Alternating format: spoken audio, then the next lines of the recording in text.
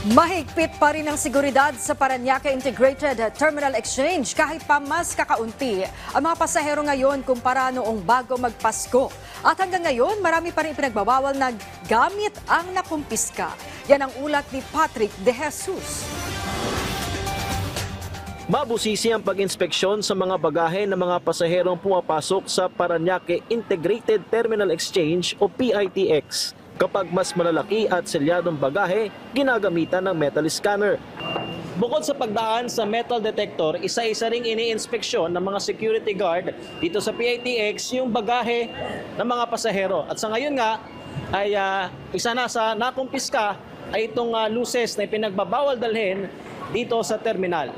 Bukod sa mga paputok na harang din sa PITX, ang mga dalang butane gas. Mula December 20, higit 600 na ipinagbabawal ng mga bagay ang nakumpiska sa PITX. 24 dito ay paputok, habang pinakamarami naman sa nakumpiska ay lighter na higit 200, maging ang kutsilyo na higit 100. Mayroon ding LPG tank at iba pang uri ng patalim.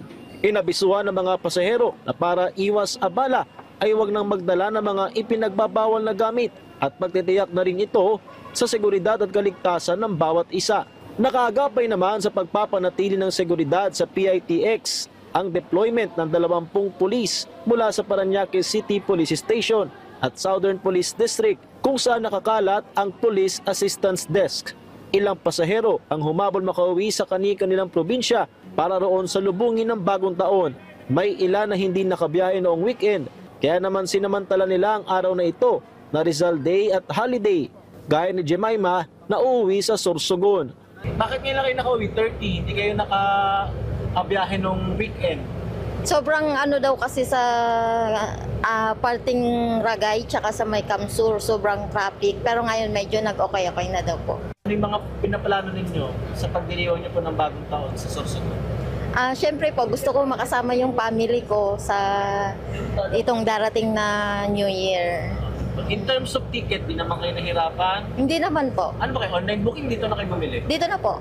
Kung ikukumpara noong bago magpasko, mas kaunti na ngayon ang bilang ng mga pasahero sa PITX.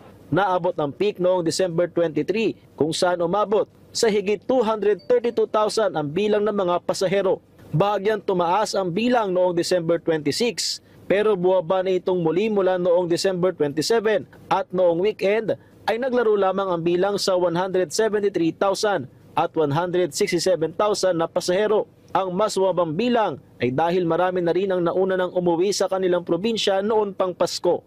Ayon sa pamunuan ng PITX, inaasahan na muling pagdagsa ng mga pasahero pagkatapos ng bagong taon o mula January 3 hanggang 6. At ito naman ay yung mga bumalik na sa Metro Manila matapos magbakasyon sa kani-kanilang probinsya.